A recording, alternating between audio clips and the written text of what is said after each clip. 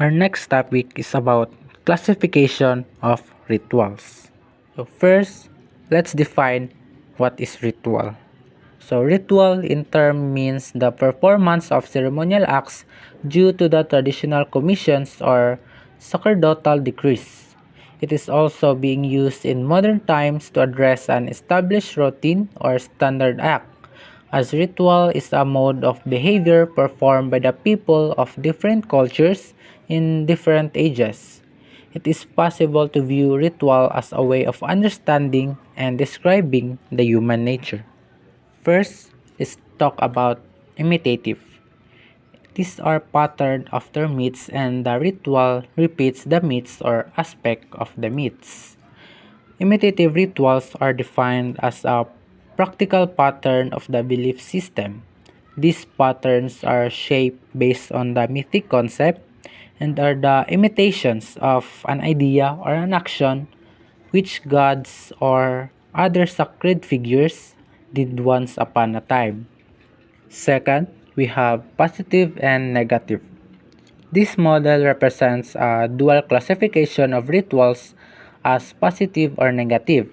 Most of the positive rituals include the concept of consecration, purification, or renewing an object or an individual, while the negative rites describe the prohibited actions or behaviors. The term tabo is a popular term used to describe these sets of rituals, which refers to the acts or objects that should be avoided. Although these rules of prohibition cover an infinite variety of rites and behaviors, they all believe that breaking the rules and regulations will result in misery and misfortune. The cure for this law breaking is performing the purifying rites. Hence, negative rituals are always in polarity with positive rites. Third, we have sacrificial.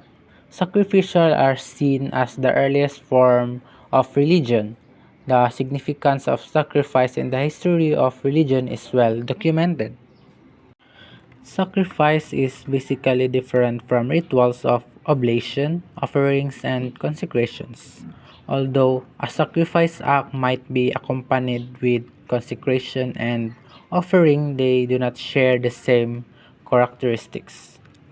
In sacrificial rituals, the victim, which is a human, an animal, vegetables, or etc., should be partially or totally destructed through burning, dismembering, cutting into pieces, or burying since it have absorbed the pollution of the sacrifice performer. However, in offering rituals, the victim will not be destructed and even can be used later. The reason of performing this kind of rituals is very complex, but from the term sacrifice, meaning to make sacred, it is clear that the main reason behind such acts is purification on the sacrifice performer. Lastly, we have life crisis. Life crisis is the transition of one mode or stage of life into another.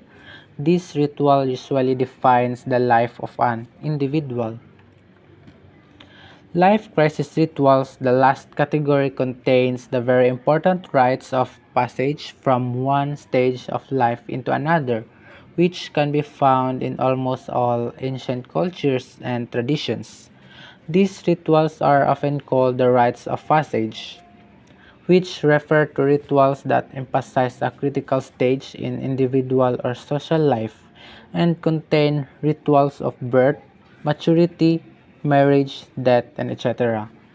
In all of these examples, the transition from an old situation to a new mode of life will be celebrated, which can be viewed as death and rebirth. Before we end, ritual behavior is obviously a means of nonverbal communication and meaning, according to Pinner 2009.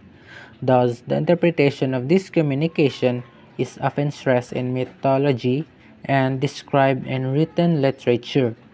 However, the complete study of rituals and their association with arts and architecture is still demanded, since the ritual acts have had an influential role in shaping different forms, patterns, and decorations in traditional and modern built space.